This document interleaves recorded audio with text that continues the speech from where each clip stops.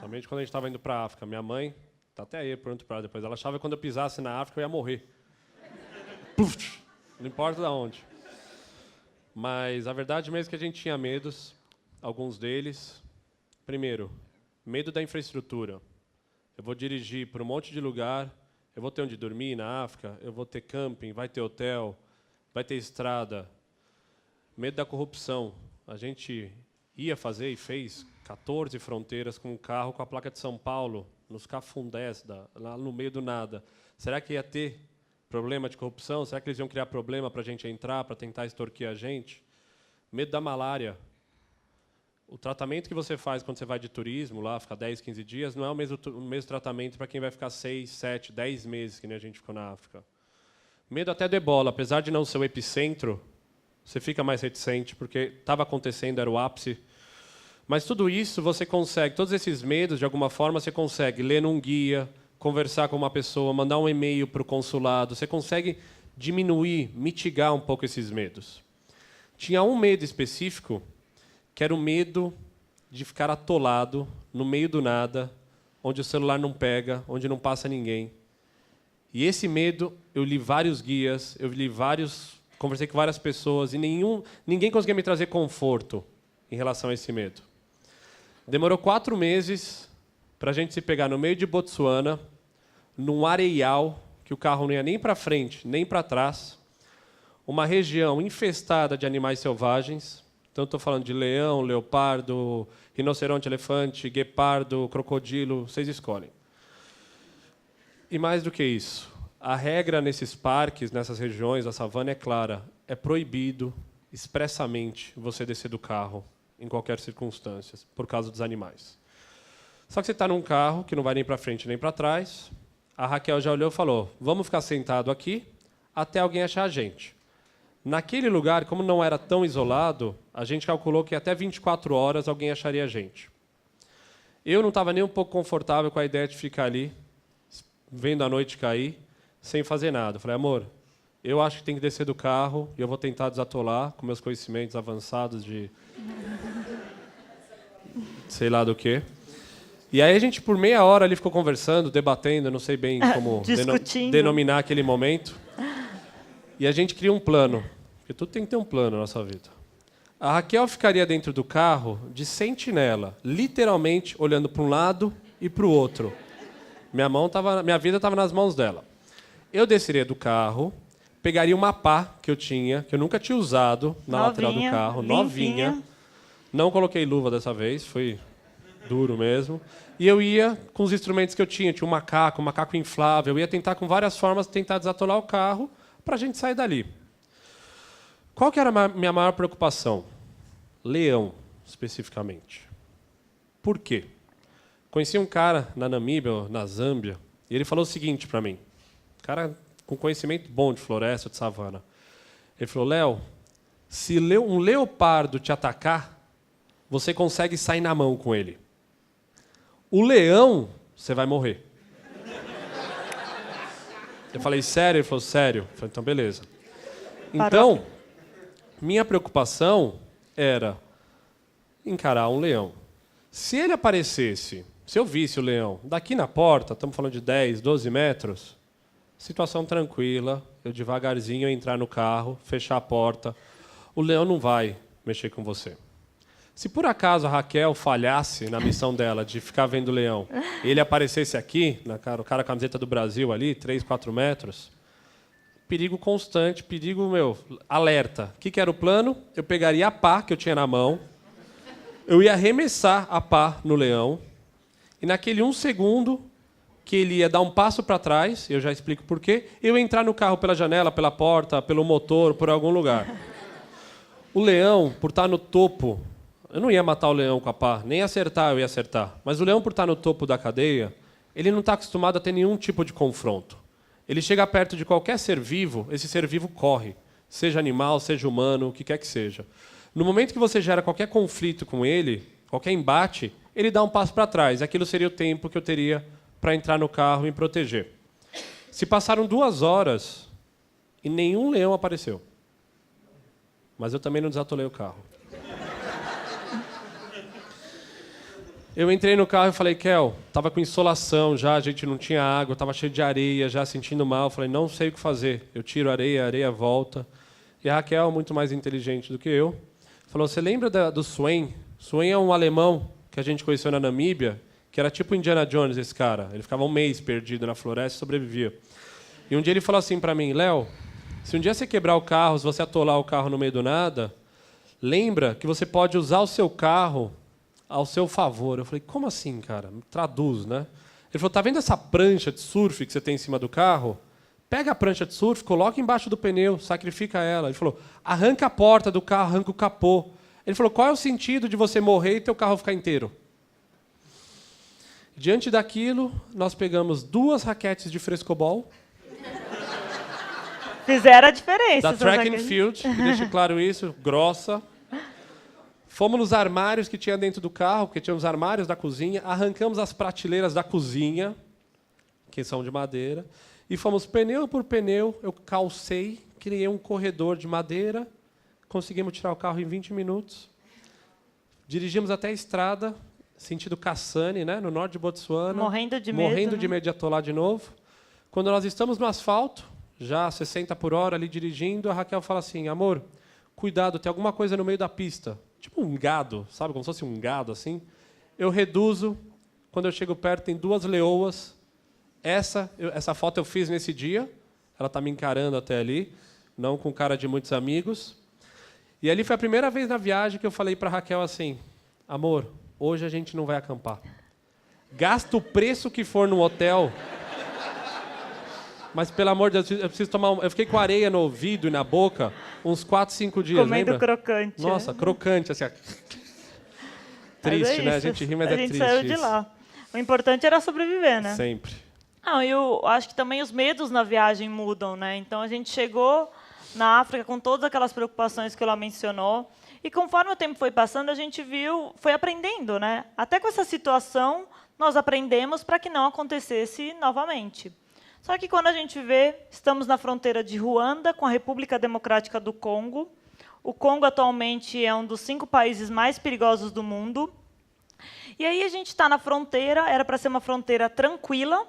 Então, tinha uma pessoa que falava francês conosco para ajudar na comunicação. Os vistos tinham sido solicitados com antecedência. Então, assim, era chegar, fazer a burocracia, meia hora e entrar no país. E a gente percebe que nós entregamos os nossos passaportes e eles não devolvem os passaportes. E a gente pergunta para o cara que está com a gente, e ele fala, não sei, eles estão tentando resolver, teve algum problema com a capital. E a gente fala, bom, mas são os nossos passaportes, né? Porque sem seu passaporte, você nem entra no país que você quer ir, e você nem volta para o país onde você estava. E aí começa a surgir aquela apreensão, né? E aí? E eles, não, vai resolver, aguenta um pouquinho. 2 horas, 3 horas, 4 horas... 5 horas na fronteira, e a gente começa a ficar preocupados, né? Acho que é o normal. E depois de quase 5 horas, chega um carro com o nome do parque que nós queríamos visitar, Parque Nacional Virunga. Descem 6 soldados armados, fortemente armados, e um cara junto com eles, de calça, camisa, e vem direto falar comigo e com o Léo. Se apresenta, fala, meu nome é Manuel, eu vou tentar ajudar vocês. E a gente se olha e fala, bom, não tem o que fazer, vamos esperar. E ele vai para uma reunião com o pessoal da imigração, mais 1 hora de reunião, e de repente ele volta com os nossos passaportes e com os nossos vistos e fala, bem-vindos ao Congo. Não sei se eu estava feliz ou triste nessa hora já. E o que a gente queria fazer no Congo, né? Nós queríamos ver os gorilas da montanha. Esses animais estão em extinção, tem menos de 800 deles no mundo. E no Congo é possível fazer um safari a pé de quase 3 horas, onde você entra floresta dentro para encontrar uma família de gorilas. Então, para nós, era uma das coisas que a gente, quando chegou na África, a gente ouviu falar, mas é um passeio super caro, então assim, as licenças são super caras, então meio que não estava muito no plano. Quando a gente descobre que é possível, a gente fala, acho que a gente vai ter que ir. E o passeio é realmente impressionante, porque esses animais, primeiro, eles são gigantescos, mas eles têm 98% do DNA igual ao nosso. Então, as relações afetivas, você vê uma mãe amamentando um filhote, assim, é uma experiência sensacional. E tinha uma coisa a mais que nós queríamos ver no Congo, e que foi um dos motivos para a gente ver gorila lá. Sabe aquele desenho que a gente faz quando é criança, de um vulcão que você pode subir no topo dele e tem lava borbulhando? No Congo é possível ver o maior lago de lava do mundo. Então é possível escalar um vulcão e ver esse lago de lava. E quando nós vimos as fotos, nós pensamos, acho que esse passeio é bacana. O que a gente não sabia é se a gente tinha condição física para subir o vulcão. Melhor, a gente sabia que a gente não tinha. Porque fazia 9 meses que a gente estava na África, e qual que é a rotina quando você está fazendo safari na África? Você acorda, às vezes, 5 horas da manhã, 5h15 você está dentro de um carro, até meio-dia você está procurando o bicho. Você volta, almoça, à tarde você faz isso de novo, você volta, toma banho, janta e dorme. Se você andar 200 metros num dia, é muito. É totalmente sedentário fazer safari na África. E fazia 9 meses que a gente só fazia isso. E 2 anos que a gente estava, 2 anos e meio na estrada, que a gente não fazia nada de esporte. Então, quando eles falaram que era uma escalada de 4 horas, que é tranquilo, a gente ficou um pouco reticente. Números. A montanha, o nível onde nós estávamos, 700 metros acima do mar. Topo da montanha, 3.300 e alguma coisa. Temperatura aqui embaixo, 30, 35, úmido. Lá em cima, 0 com -5, seco e com cheiro de enxofre. Vamos lá. Eu, Raquel, mais um casal de belgas da nossa idade, 2 guardas armados com fuzil AK-47, pistola, e vocês vão ver mais para frente, e umas 6, 7 pessoas carregando nossas coisas. Projeção de subida, 4 horas. Deu 1h30 de subida, eu já tinha me arrependido profundamente de estar ali. Caiu uma chuva de granizo. Vocês têm ideia que é chover granizo, você não tem para onde correr? A gente pôs um poncho, sei lá como é que chama aquilo? Poncho. As pedrinhas até que amorteciam. A roupa ficou encharcada. Deu 2h30, a gente não estava nem na metade ainda do negócio. Eu não acreditava que eu tinha pagado para aquilo. Eu e a Raquel, a gente prometeu que a gente nunca mais ia subir um vulcão na vida. Depois, enfim, a vida muda. A gente levou 6 horas e... Quase 7 horas para subir. As pernas, no final, da Raquel... Eu estava com dor, mas a Raquel parecia que estava no Everest. Vocês já viram quando o cara está na reta final, que o cara dá um passo, pega ar, olha para o cume, respira, dá outro passo. Estava assim, eu falava, amor, falta pouco. Só que no outro dia que tinha que descer, né? Não, e como é o visual? Mostra o visual. Isso aqui tem o tamanho de 4 campos de futebol. É difícil entender. Eu sei que a foto é muito difícil de fotografar, porque não tem uma relação de proporção. Mas é uma das coisas mais doidas ou exóticas da minha vida. Ter ficado sentado na beira do vulcão, vendo ele borbulhar, jogando lava para cima, aquele cheiro de enxofre frio, a gente com roupa de neve lá em cima, dormimos numa barraca péssima, né, Kel? Foi a pior noite da viagem inteira. Porque, como o Léo falou, o nosso preparo físico estava péssimo. Então, nós chegamos lá completamente exaustos. O meu joelho rapidamente falou que não era para eu ter subido. Eu nunca tive problema no joelho. Comecei a ter a partir desse dia. Só que você tem que dormir. Então, você vai dormir numa barraca que está ali só para te proteger do vento, porque é uma ventania muito forte. Você vai dormir no chão, temperatura -5. As nossas roupas e as malas, que eram para ser impermeáveis, não aguentaram. Então, nós estávamos com as roupas molhadas. E o pior, como o Léo comentou, depois que você subiu, você vai ter que descer. Então, o plano de descida no dia seguinte era acordarmos às 5 da manhã, 1 hora até o café da manhã, às 6 começarmos o trajeto de descida. Em 3 horas, às 9 da manhã, nós tínhamos que estar na base do vulcão. E por que esse horário tão preciso? Esse lugar, o Congo, não sei se vocês lembram do genocídio de Ruanda em 94. O que aconteceu? Muitos refugiados foram para essa parte do Congo e se gerou todo um conflito nessa área, então teve uma guerra civil ali. E acaba que muitas das guerrilhas, das milícias, elas usam a floresta para se esconder.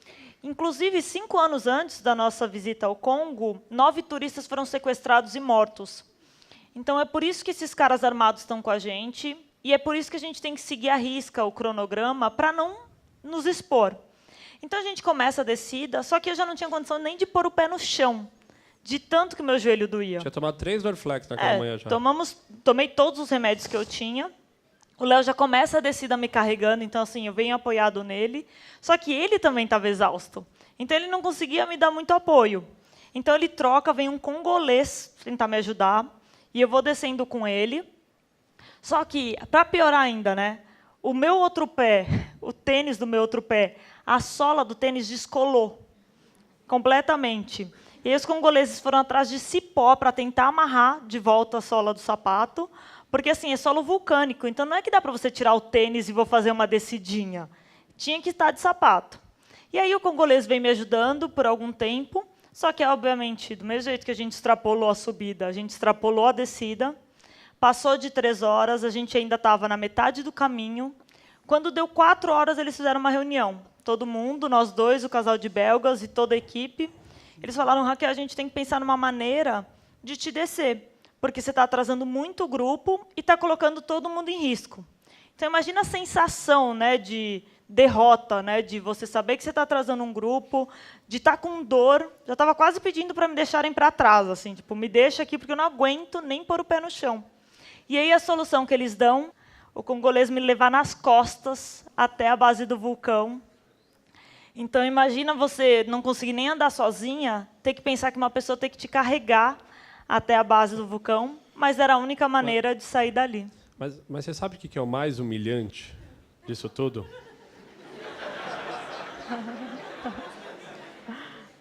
O cara coloca sua mulher nas costas, sai correndo com ela.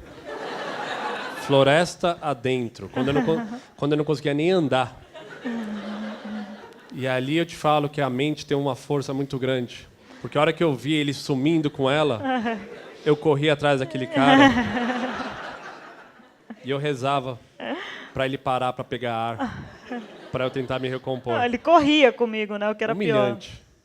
Humilhante. Mas acho que, assim, de toda a experiência no Congo, o mais legal desse momento, até que nós estávamos com os carregadores e com todos os guias, é que nós descobrimos quem era o Emanuel, o cara que ajudou a gente lá na fronteira.